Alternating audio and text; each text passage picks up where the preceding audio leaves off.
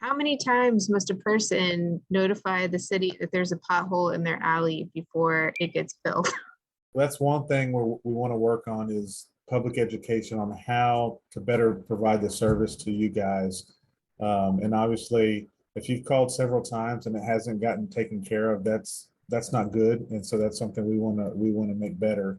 And so if at the end of this you want to send me a list of your requests, I will make sure that those get taken care of. So there's an online form on the website that's like very easy to fill out. It just seems to go in a black hole. Sometimes that works well and sometimes that doesn't. We've recently switched over our work order system about 3 or 4 months ago, and I think some of the learning curve on the new system is causing some folks problems, and so we're working those details out. But if you send me the email directly for now, I will get it taken care of. I can do that. Some of the potholes that are just filling in with asphalt, we can do quickly. We recently reorganized our department. Before, it's been restructured so many times, but now we have a dedicated pavement team that will handle those types of requests. And in the past, we necessarily didn't have a dedicated pavement team. We had kind of a infrastructure group, and they all did everything, and it didn't work out well. So we recently changed that structure. Along that line, this is Peter White. It does seem that the electronic requests go into a black hole and nobody ever responds.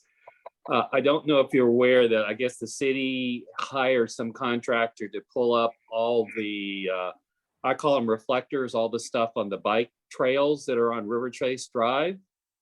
And they did not completely pick up all the reflectors. If you look between the golf course and the Sandy Lake section of Riverchase, you'll see every 20 feet or so a pile of 5 to 15 reflectors just nicely stacked in the gutter. They did a fine job otherwise. I submitted a request a week ago. Haven't heard a thing. Okay. Actually, on the point of making a list of things that people are interested in talking to you about, yeah, Mike, like, do you want me to note things down and I can send you something? Or that would be easiest if you could do that. Sure. And if folks that aren't on this meeting and they have requests, yeah, it should be as easy as filling out that service request online. We get it and we take care of it. But for some reason, we're having issues with it, and so we're trying to work with our IT team to make sure that the requests that come through are making it to our shop, not get stuck in a black hole somewhere. You need a tracking number or a record number on these things so that it can be found in the system and you could see where they're going. I've never seen a system where you submit a help request and you get zero record information. Right. Zero. Yeah, a confirmation number is something that we anticipate when we submit something, just so that we can follow back and reference if you need to pick up the phone and call somebody. Okay, no, that's helpful. Thank you. and just to like backtrack, I don't know whether Mike, you already introduced yourself. So you are the Assistant Director of Public Works, Engineering Public Works, which is a very long title. Is that correct? That is correct. Yeah, and what I can do is explain a little bit about our department. So yeah, I'm the Assistant Director of Public Works on the engineering side. We have our overall team. The department is the Public Works Department. So we have 4 divisions within that team. We have our operations and maintenance team, which Kumar is the Assistant Director over that. I'm over the engineering team. And then we have our capital improvements and administrative team. And then that includes our ADA transition folks and then our facilities team as well. And then we also have our administrative services team that includes our admin techs and managers that manage all of our paperwork type stuff and funds. And so, and within those teams, we have a multitude of other teams that do a lot of things. And so on the operation and maintenance side, that's where we have our traffic division that maintains all the pavement markings and signs and signals. We have our fleet team that manages all the city's fleet and maintains those. We have our, we call them utility line services that maintains our water and sewer and storm drain utility lines in the ground.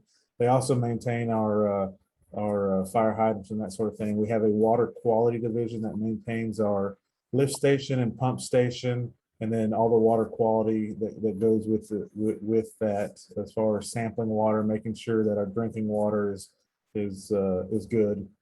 And then we also have, and then on our engineering side, we also have our facilities team that maintains all the facilities in town. The anywhere from the aquatic center to fire stations, police station, art center, any facility that the city owns and maintains, that maintenance and operation comes out of our department as well. So we have a rather large department. We have about 50 employees total in our department. And so we do a lot of things for the city through our department. Great. Manage projects, construction projects, both private and public projects we manage as they come through town. So I was planning on going through some of those projects if you'd like, or however you'd like for me to kind of. Yeah, so actually I've received a few like topics of conversation from homeowners, some of whom are here and some are not, that I wanted to like briefly cover. This is being recorded, by the way, so this isn't your entire audience necessarily. Hopefully people are going to listen to the recording. So and actually there were a lot of common themes. The first one was that Jennifer touched on was the alleyways, and not so much people aren't necessarily haven't necessarily corresponded about the speed of repairs. It's more about like the long-term plan. Most of them have got some kind of patchwork in the form of asphalt. And is there a plan to actually get out and replace the concrete? So the way our process should work, and now that we have a dedicated pavement team that we just created within the last few months, the way the process should work, you submit a request for a pothole. For the most part, we can come out, patch that pothole, and then that gets on a permanent repair list. Now, the permanent repair list is usually, we've cut it down. We used to say it would take at least 1 to 2 years before it was able to get permanently repaired. Now we've cut that down in less than a year. That we're able to allocate so much funds to do pavement repair. And what inevitably happens is we create this list that's generated mostly by residents that call them in.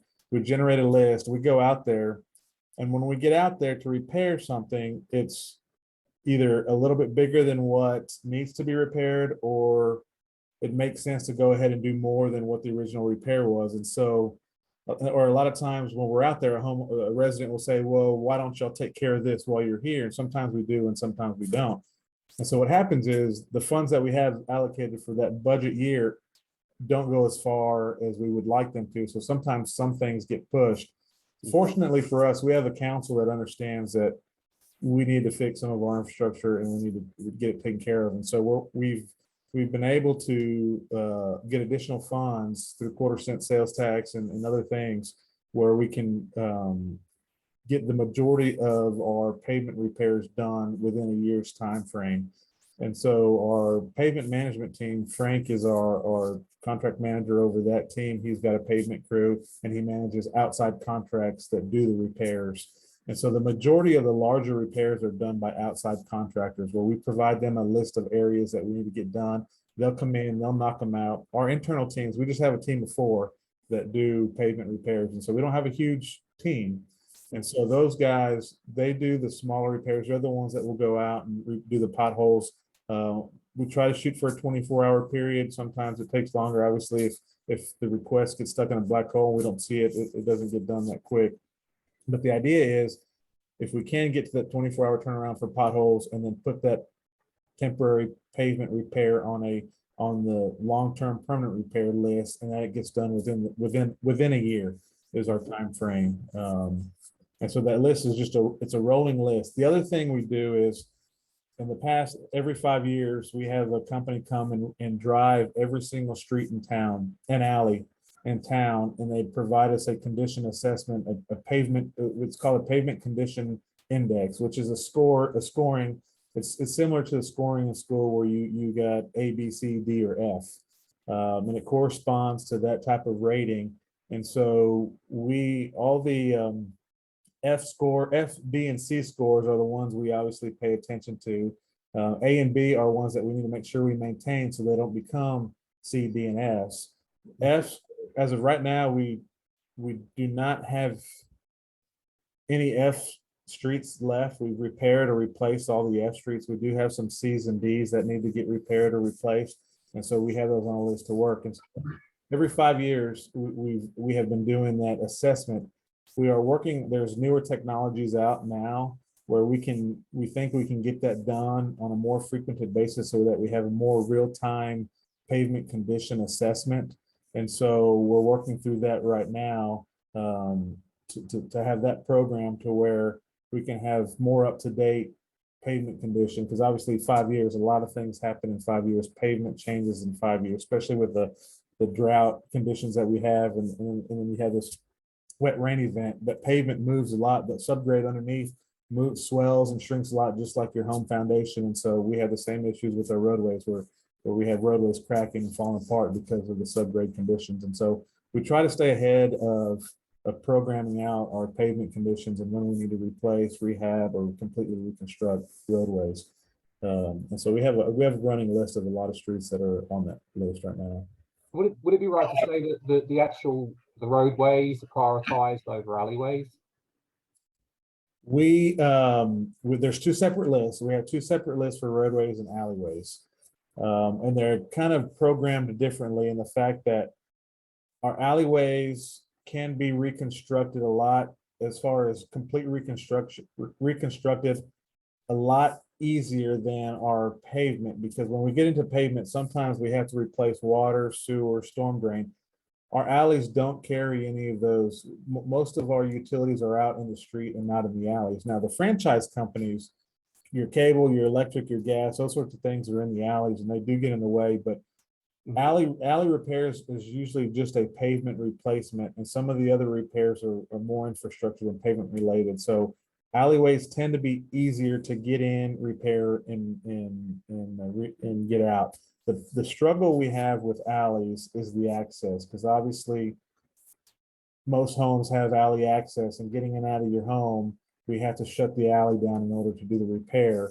And so coordinating efforts to do that is sometimes tricky, which we try to accommodate. Inevitably, every time we do an alley, we shut down an alley, someone planning on having a wedding or a birthday party or something, and we kind of ruin those plans. So we try to accommodate as best we can to homeowners when we're having to shut down an alley. Right. The timing that you mentioned, like within 1 year, that doesn't appear to be like being adhered to, certainly not for alleyways anyway. So those, yeah, the timing of the 1 year is usually for the spot repairs. Right. Those are for the panel replacements, not necessarily full reconstruction of an alleyway or a street. Right. If we need to do a full construction of an alleyway, that gets added to we have a full construction list of projects of streets and alleyways that we have. If they're just several panel replacements, or maybe even just a couple 100 feet, those can be added in our yearly contracts that we have with the contractor. Right. And is there a way that people can look at what people can find out where their alleyway is on the priority list? And right. What we're working on, there is a neat tool that we have that we're working on. It's called Esri GIS. If anybody's familiar with GIS and Esri, there's a tool that's capable of allowing us to do that. And so we're working towards that goal, to be able to have a live link so that people can see where their street or alley or whatever repair needed to be is on a live link. We currently don't have that today. Today it would be a request, an email request of where can you tell me our street is, or is our street even on a list? You know, sometimes it may not even be on a list, because it may, in our review of the assessment, it may not be on that priority. And so and there's a lot of things that go into when we look at priorities of listing the streets, and pavement condition is one of them. And then the other thing is what's underground. Is the water or the sewer need to be replaced as well? And those kind of tend to bring streets up to a higher on the list if the utilities underneath need to be replaced as well. Right, okay. Well, for anyone on the call and anyone listening to the recording afterwards, if there are specific alleyways that you want us to include in the list, we've got at least two, because Jennifer and I both feel like we want to have ours reassessed. And oh, there we go, three. But yeah, and hopefully it's beneficial to you, Mike, to know that these are things that are playing on people's minds, right? This is definitely helpful for me as well, because we are, like I said, we are trying to work on a program for better public education and outreach so that we can explain the services that we provide and then gain feedback on how we can provide those services better. Right, great. And so the next part, again, sort of a combination of different questions and things, is around the construction projects, because there were multiple that occurred before school was starting. The one that's most relevant to our community would be Crestview and Mockingbird, which I don't know if you're aware of. It had an incident regarding a gas line that got broken through. I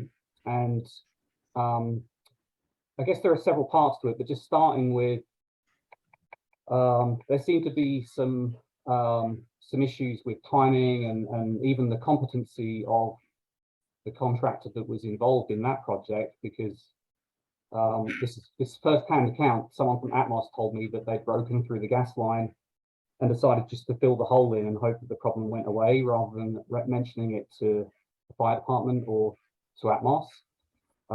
So like, what due diligence goes into selecting the contractors that are being used? So when we select contractors, unfortunately, we are governed by state law, and we're required to select the lowest bid on public works projects. And so when we go out to bid for these projects, I say that the lowest qualified bidder. So we're required to select the lowest qualified bidder. So we advertise for these projects with the scope of work, the list of line items, and several contractors will bid on them. And so we'll start with the lowest qualified or the lowest bidder. We'll make sure that they have the qualifications. We'll check their references. We'll call other cities. We'll check and make sure that they're adequate to perform the job. A lot of times it is difficult to throw out a low bidder because the definition of qualified is kind of abstract when we talk to our attorneys on how we can disqualify a low bidder. And so this current contractor we have used them before, and they've performed well for us before. And so that's why we've used them again. I'll be honest, I'm not too familiar with that incident, but what I do know is in many locations where we have pavement, and I'm not trying to place blame on anybody, but franchise utilities are supposed to be at least 18 inches below the top of pavement. In a lot of cases, that's not the case. Because what they do is a lot of times they bore utilities under the pavement. They don't open cut it, they bore it.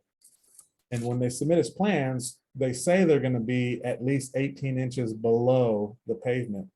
Pavement is about 6 inches thick, and then we have another 6 to 8 inches of subgrade material. So about 14 inches is the pavement section.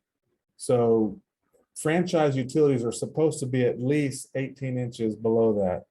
A lot of times they're not. And so we run into problems when we get locates. We locate, the contractor's required to call Texas 811. They come out, they locate all the utilities that are in the area. What they don't locate is the depth. They just locate the horizontal location. It might be in this area here. We can't tell you how deep it is, but it's going to be here. As we go to excavate, they're supposed to be 18 inches. We don't anticipate digging deeper than 14 inches when we're doing pavement. Well, lo and behold, your cable, your TV, your gas, your electric is right underneath the bottom of the pavement. So it's not even 6 inches deep. And so there's times where we've had to go back to the franchise companies and say, look, you're required by law to bury your utilities more than 18 inches. And a lot of times it's really supposed to be 48 inches because we have water lines and sewer lines that are about 42 inches. And we like to get everything below our utilities, because what happens is they'll come back when they dig up their utilities, they'll hit our water line or hit our sewer lines and that sorts of thing. And so it's always been a struggle in projects with franchise utilities not being located where they're supposed to be. Alleyways are the biggest culprit. As we're replacing alleyways, the cable company buries your internet fiber from the box in the alley to your house, and it goes directly. The easiest way they can go is directly underneath the pavement, and then they trench about 4 inches in your yard.